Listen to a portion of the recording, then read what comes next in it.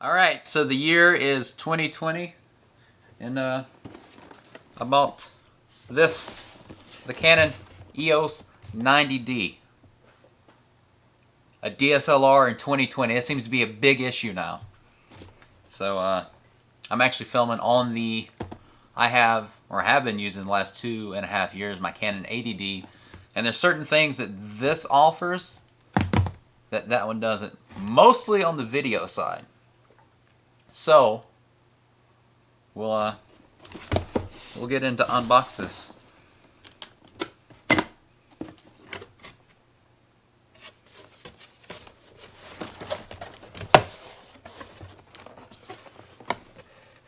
Got your papers. You got your big old fat booklet. Battery charger. Battery, which I'm guessing it's probably going to be dead because they always send out dead batteries. A strap, which I used to use one on my my T2i when I was doing just photos, but when I started doing videos, like with it slapping around and stuff, I don't really use it. There's that. And there's that. I guess they had the same thing if you want to if you buy it with a lens, but I already have a lens, so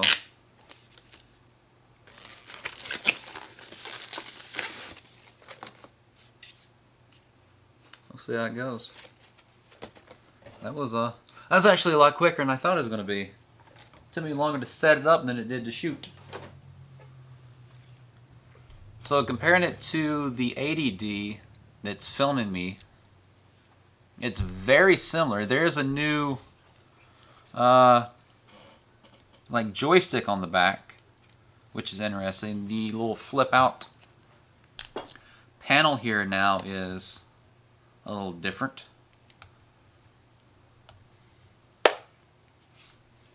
So why would I get this in 2020? Well, is the wheel a little bit different on the back? When I get done filming, I'll like compare the two as well. It's still, my pinky still kind of falls off of it. Alright, let's put a battery in there. It's still the single card slot. But a big reason I got it is because I want to have multiple cameras that match. So this will match well with the 80D.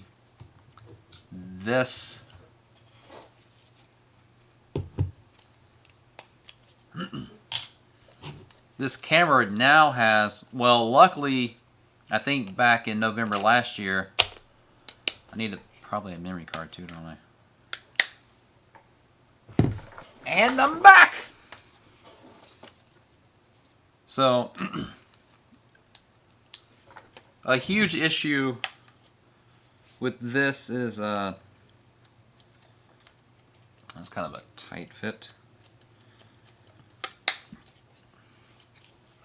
Got the battery in there. Let me get a lens on here for now.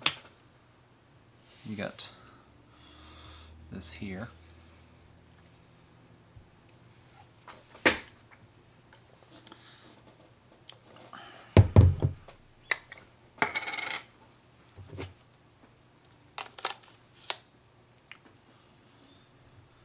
Turn this bad boy on. I got a lens on here. The mode dial's changed a little bit. Definitely not auto. Let's go ahead and put it into manual. Let's go ahead and put it into movie mode. Take that lens off. See, if we look here now, they have 4K 30, 4K 24. I didn't tell you to... Okay, so this comes with the... I thought I was going to have to do an update, but it comes with the 24 frames per second already in here. So that's great. I thought I was going to have to put in a memory card and do the update and everything, but I guess the models after November when they did the update. It's in here. All right, cool. I was actually going to go through and show you how to do an update, but I don't have to do an update, so that's great. Okay, so now it is showing 4.5 hours on this card. I wish you could just record non-stop, but I'm like 99% positive there's the 30-minute or the 29-minute and oh, I gotta change that, and 50-second, 29-minute and 59-second thing on here. So we'll go into this. So we do have 4K 30, 4K was 29.97, 23.94. Where is the this is supposed to have 120 frames per second in full HD. Where is that at? What is this? IP light, standard. It's all IPB. So the 80D, the 1080 on it is actually, they have all I movie format. Okay, let's enable the high frame rate. So, okay. The M6 II, the Canon M6 Mark II came out alongside this, so it has it as well. But now, since I bought this, the 1DX Mark III's come out, so, but if you got like $6 grand and $2 grand for the lens. But beside the 1DX Mark III that has recently came out, this was like the best. That's going to be annoying. That is the best. Let me change this. Oh, I went down to 4K and it went from like 4.5 hours to 1 hour and 7 minutes. HDMI info display. We probably want clean. So we can do clean 4K out and clean full HD out. Most of the time I'll be doing the full HD out. Then maybe every once in a while I'll do the 4K. There's Wi-Fi and okay, so with this one there's Bluetooth. While on the 80D there is there's Wi-Fi and there's NFC.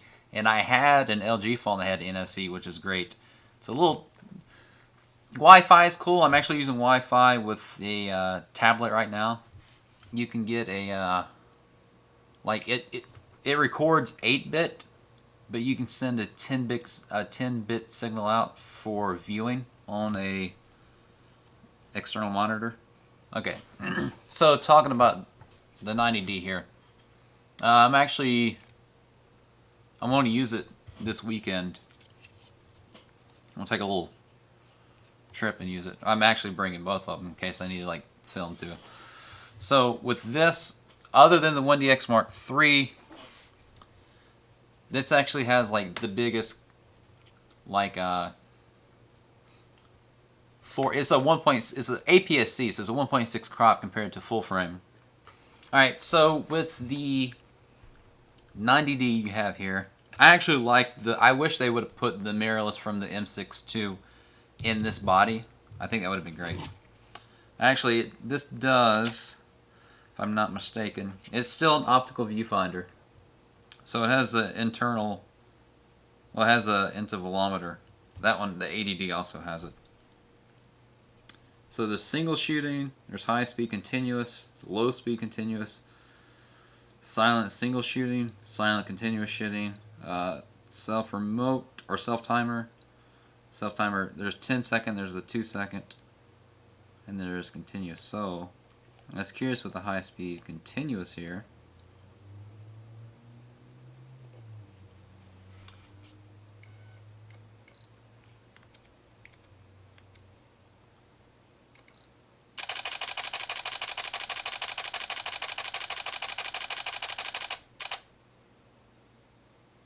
Okay, so I mean, so I think it does. I think it was doing 11 a second, and it did it for like 3 seconds. So you got like a 3 seconds for the. Well, I'm using I think this actually uses or is compatible with the UHS 2 cards, and I got a UHS 1 in here, so maybe that's an issue. But even with this, it's 11 frames a second, and I got about 3 seconds. So, because some people are using this as like a sports and wildlife photo camera, because it's kind of because it's supposed to be kind of a mix between the 80D and the 7D Mark II, from what I understand. Let's see what silent sounds like.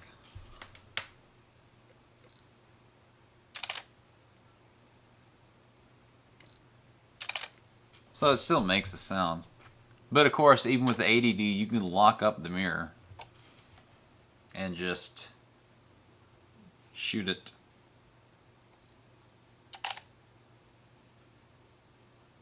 I guess it still does. I thought it... Okay. Well, you can still use the screen. This is stiff.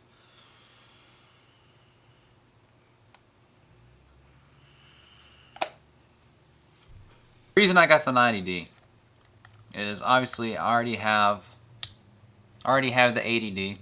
So budget came into play. Like a lot of these people talk about, you know, all these like top of the line specs and stuff. If you're like a pro making a good bit of money, you can get the best stuff that's out yet, or out now. But if you're like just starting out, or you're on a budget, or whatever it is, like going from the 80D to the 90D, I compare them well. This allows me to have now, it is 8-bit, but most people, like most people outside camera stuff, don't know the difference between 8-bit and 10-bit. Maybe they can tell the difference looking at it if they're comparing it side by side. But it allows me to have 4K, full width of the sensor. So what I was saying, other than like the 1DX Mark II as of right now, this is the, because the EOS R has 1.8 crop, this is 1.6. So you have that 4K with the dual pixel autofocus. You have the 120 frames per second, but from what I've seen, you don't have sound. And I think I believe you lose autofocus in it as well, which sucks. I mean, I can deal without the sound, but the losing the autofocus kind of sucks. But I mean, if you're going to do that, you can kind of maybe set it at a higher or a slower, like a f5.6 instead of a 2.8 or something like that, or manually, you know, pull in and out, whatever it is. But it gives me 120 frames per second. So I've been shooting, because when I do slow-mo on the 80D, it's 60, slowed down to 24. So now I can do 120, slowed down to 24. Luckily, this is how it says 24 frames per second now. But also, like, I already have a ton of batteries that I use for the 80D. It works in this. I have a battery grip. I got a newer battery grip, which works great for the 80D.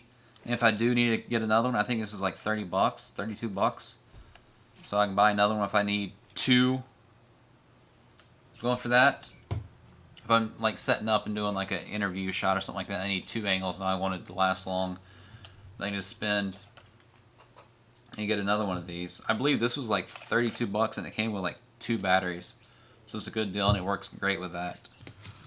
I have a video, or I'll put up a video of the battery grip, so I'll stick it up here.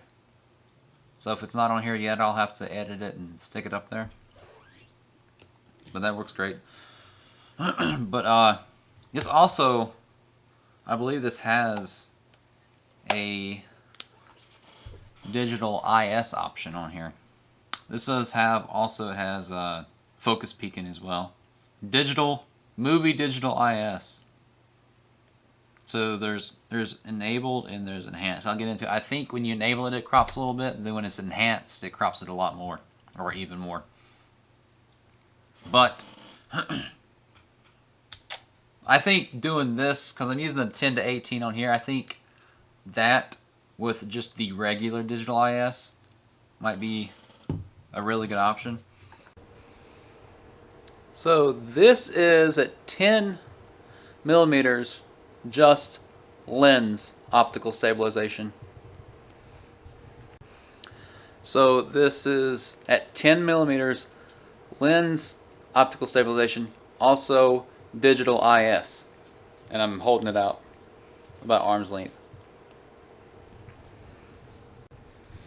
So this is at 10 millimeters again, lens optical stabilization and the enhanced image stabilization. So we did just the lens, and the second one was lens plus digital, and this, the third one, is lens and enhanced. So I just bought the body itself. So I already have lenses go along with it. I already have batteries go along with it. I already have media. I have compatible cameras. This allows me to have 4K. Allows me to have 120 frames per second slow-mo. It also allows me, which I wish, if the 80D had clean HDMI out, I probably would have just stuck with that. But this has clean HDMI out, finally, so I can like use it, hook it into computer and do like long like broadcasting with autofocus and it not show up on the screen. Because right now with that, I do it, but I set it in manual focus and like a higher f-stop to get that. So I'm gonna play around with it this weekend. Obviously, I think it's like a 30, it's like a 32 megapixel sensor, and I've been meaning to and have like printed like photos I take, like landscape photos at 13 by 19 size paper. So this has a higher megapixel sensor, which I believe it was, I think it was like 32 or 33 megapixels. Like I print out photos because I'm making like a shop where I'm like selling, photography or whatever. If I have that set up before this goes up or whatever. 4K, slow-mo, clean HDMI out, higher megapixel sensor, compatibility with batteries, cards, lenses, other cameras, and also budget was a huge thing as well. Actually, I may make another video about this too, is that there's certain things on Amazon now, if it's like a higher ticket item, like this was, I think with tax and everything, is like 12 something, but you got to look into it. They have certain things where it's, like Amazon has a credit card, but this isn't a credit card. It's like, I don't know, like I'm an Amazon Prime member, so I don't know if you have to be that, but it's like, it's a payment plan thing where you can get this for, because I paid ended up being like, it's $240 a month. So if you can't afford to buy, the full thing like outright, you can look at the payment plan. When they do it and what they do it on, I'm not certain how they figure that out. Because I've looked before at this and it wasn't, but I looked again the other day and it was. So I decided to do that. So it ended up like it cuts your payments into 5 equal monthly payments. But your first one, you have to pay the payment plus the total tax on it when you get shipped. So it ended up being, I think the first payment was, what was it? $320-ish? Does that sound right? No, $330. And the next 4 payments will be $240. And you pay the first amount and like 30 days later. So if you can't afford to buy something outright, that's something to look at. But yeah, like I'll play with this some more. We'll see how this video turns out. Currently I'm at 239 subscribers. Depending on how long it takes me to do this video, I may be at more. I don't know. Maybe I'll piss somebody off and I'll be at less. But alright. Cool. If you like this, you give me a like. If you really liked it, you can subscribe. And let me know what you think. If you have any questions, and hopefully by the time all of this is edited and up, I'll have a chance to play with this quite a bit more and get more familiar with it. Then maybe, because I may be doing some stuff this weekend where I'm like using both of these to film. Alright, later. Oh, no, There we go.